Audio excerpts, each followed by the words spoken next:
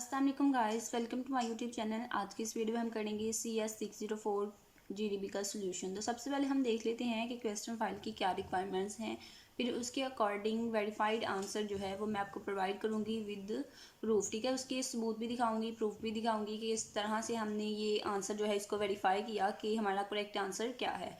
आपके ही हैंडआउट से और गूगल की हेल्प से हम इसको वेरीफाई करेंगे। तो हम देखते हैं सबसे पहले कि इसकी जो लास्ट डेट है वो क्या है। इसकी लास्ट डेट जो है वो आज ही है। जल्द से जल्द आप लोगों ने अपना सोल्यूशन जो है वो अपलोड कर लेना है, क्योंकि GDB की एक्सटेंड डेट भी नहीं होती।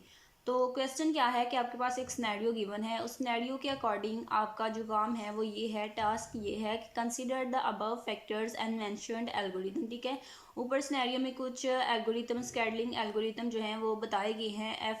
FCFS round robin priority scheduling and SGF। ठीक है, ये आपके पास एल्गोरिथम्स के नेम हैं। इन एल्गोरिथम्स में से आपने बताना है कि कौन सा एल्गोरिथम जो है वो ऑप्टिमल है। ठीक है, तो इसमें से दो जो हैं आपके पास फैक्टर्स भी हैं जिनको आपने माइंड में रखना है ऑप्टिमल स्केडलिंग एल्गोरिथम को बताते हुए। तो वो कौन से फैक्टर हैं? एक तो ये है कि in order to maximize the CPU utilization and throughput of the system. ठीक है, यूटिलाइजेशन और थ्रोपुट जो है इनको आपने माइंड में रखना है और आपने बताना है कि इन दोनों के लिहाज से कौन सा स्केडलिंग एल्गोरिथम जो है वो ऑप्टिमल होगा। तो वो हमने उसका नेम बताना है। नेम बताने के बाद हमने उसकी रीज़न देनी है कि हमने क्यों इसको सिलेक्ट किया है। ठीक है, उसके बाद नोट क्या है कि right a very brief answer. ठीक है, आंसर जो है वो आपका ब्रीफ होना चाहिए, बिल्कुल भी शॉर्ट एक दो लाइन का नहीं होना चाहिए। ठीक है, थोड़ा सा ब्रीफ होना चाहिए और इतना ज़्यादा ब्रीफ भी नहीं होना चाहिए कि 2-3 पैराग्राफ हों। ठीक है, जस्ट एक पैराग्राफ हो जाए तो काफ़ी है। ये इंस्ट्रक्टर की इंस्ट्रक्शंस हैं। ठीक है, तो हम देखते हैं कि सबसे पहले हम आपके ही हैंडआउट्स में गूगल पे सबसे पहले हम जाते हैं कि हम इस दो टर्म्स को हम देखते हैं कि ये जो टर्म्स हमें बताई गई हैं, थ्रोपुट और CPU यूटिलाइजेशन, ये होती क्या हैं। ठीक है, तो यहाँ पे हमें ये दोनों जो हैं टर्म्स डिफाइन की गई हैं कि CPU यूटिलाइजेशन और थ्रोपुट होती क्या है। ठीक है, तो ये आप लोगों ने रीड करना है। उसके बाद आपके ही हैंडआउट्स में हम देखते हैं इन टर्म्स को। यहाँ पे भी आपके पास गिवन है ये दोनों terms, CPU utilization and throughput. ठीक है, तो थ्रोपुट जो है उसको हम मैक्सिमाइज करना चाहते हैं, तो हम देखेंगे कि कौन सा एल्गोरिथम है जो थ्रोपुट को मैक्सिमाइज करता है। तो अब देखते हैं सॉल्यूशन वो। उसके लिए हम चलेंगे गूगल पे। गूगल पे जाके सबसे पहले मैंने क्या किया कि मैंने आपको दिखाने के लिए यहाँ पे राइट किया कि विच इज़ फास्टेस्ट स्केडलिंग एल्गोरिथम। ठीक है, कि फास्टेस्ट जो स्केडलिंग एल्गोरिथम होता है वो कौन सा होता है। तो यहाँ पे हमारे पास फीफो आया, लेकिन फीफो जो है वो हमारे पास इसमें से नहीं है। ठीक है, क्योंकि हमने फास्टेस्ट जो है वो तो चेक नहीं करना, हमने क्या करना है, हमने वो करना है जिसका टर्न अराउंड टाइम कम हो। ठीक है, और जिसकी मैक्सिमाइज हो थ्रोपुट यूटिलाइजेशन, वो वाला एल्गोरिथम जो है वो हमने सेलेक्ट करना है। तो यहाँ पे हमने देखा कि विच स्केडलिंग एल्गोरिथम इज बेटर, राउंडेबल या फिर SJF। ठीक है, इन दोनों का हम कंपैरिजन करके हमने चेक किया कि कौन सा ज़्यादा बेटर है। तो हमें आंसर मिला कि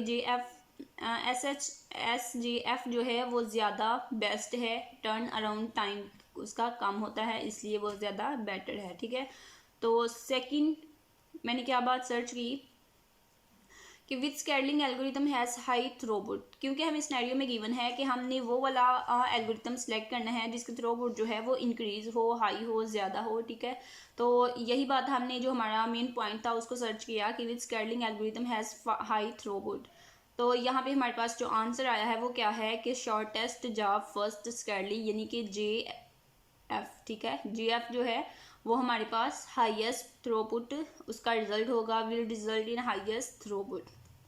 इट्स मीन कि जो हमारा आंसर होगा वो क्या होगा, SJF, यानी कि शॉर्टेस्ट जॉब फर्स्ट स्केडलिंग, वो हमें हाईएस्ट थ्रोपुट देगा। उसके बाद नेक्स्ट हमने सर्च किया कि कौन सा एल्गोरिदम जो है वो ज़्यादा ऑप्टिमल होता है, ज़्यादा बेहतरीन होता है, जो कि हमें सिनेरियो में गिवन था कि हमने बताना है कौन सा स्केडलिंग एल्गोरिदम जो है वो ऑप्टिमल होता है और उसमें थ्रोपुट जो है वो हाई होती है। तो जब हमने थ्रोपुट देखा तो हमारे पास आया SJF, यानी कि शॉर्टेस्ट जॉब फर्स्ट। अगेन हमने सर्च किया कि स्केडलिंग एल्गोरिदम ऑप्टिमल। ठीक है, कि वो कौन सा एल्गोरिदम है जो ज़्यादा ऑप्टिमल होता है, तो वो भी हमारे पास क्या आया कि शॉर्टेस्ट जॉब फर्स्ट, यानी कि ये जो SJF एल्गोरिदम है ये मोस्ट ऑप्टिमल स्केडलिंग एल्गोरिदम है उन तमाम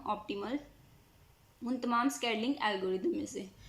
ठीक है। उसके बाद यहाँ पे भी आप देख सकती हैं कि इसको क्यों कहा गया है कि SGF जो है वो मोस्टेस्ट ऑप्टिमल है, उसकी रीज़न भी यहाँ पे बताई गई है। उसके बाद अगेन हाईएस्ट थ्रोपुट किसकी होती है, SGF की या फिर राउंड रिबन की, तो यहाँ पे हमें बताया कि SGF की हाईएस्ट थ्रोपुट होती है। ठीक है, तो इन सब बातों को मद्देनज़र रखते हुए, इनको पॉइंट आउट करते हुए हम अपना सोल्यूशन जो है वो राइट करेंगे। उसके बाद आप यहाँ पे भी देख सकते हैं कि यहाँ पे SGF को डिफाइन किया गया है, उसकी एडवांटेजेस और डिसएडवांटेजेस बताई गई हैं। तो SGF की एडवांटेज में हमारे पास यहाँ पे ये जो मैंने हाईलाइट किया है ये मेन पॉइंट है कि SGF जो है उसमें थ्रोपुट इंक्रीज होती है, ज़्यादा होती है, हाई होती है। ठीक है, तो अब आपको क्लियर हो गया होगा कि हमारा आंसर क्या होगा, SGF। हम यहाँ पे आपके हैंडओवर्स में भी देखते हैं कि यहाँ पे भी इंस्ट्रक्टर ने आपको बताया गया है, आपके हैंडओवर्स में लेक्चर नंबर 16 में बताया गया है कि वाई इज़ SGF ऑप्टिमल।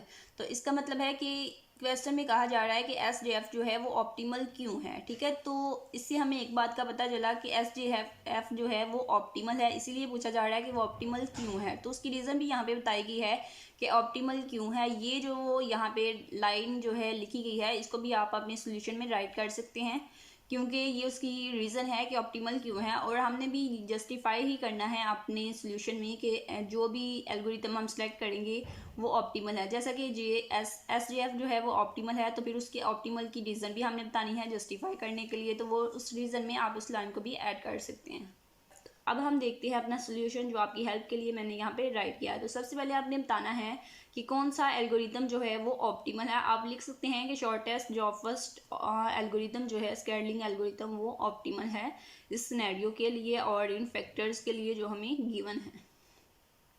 उसके बाद आपने क्या करना है कि आपने रीज़न देना है, आपने जस्टिफाई करना है कि आपने इसको क्यों सिलेक्ट किया है। ठीक है, उसके लिए आप क्या करेंगे, सबसे पहले आप इस एल्गोरिथम को थोड़ा सा डिफाइन करेंगे कि ये किस तरह से काम करता है, इसे क्या कहते हैं, इसका दूसरा नेम क्या है। उसके बाद आप इसके थोड़े मेजर एडवांटेज देंगे कि इसको सिलेक्ट करने की हमारी वजह ये थी क्योंकि इसके ये फ़ायदे हैं, ये एडवांटेजेस हैं जो कि मैंने यहाँ पे राइट किए हैं। ठीक है, तो उसके बाद आप यहाँ पे लिखेंगे shortest job first can be either primitive और नॉन प्रीमिटिव। ठीक है, तो ये जो है प्रीमिटिव भी हो सकती है और नॉन प्रीमिटिव भी हो सकती हैं।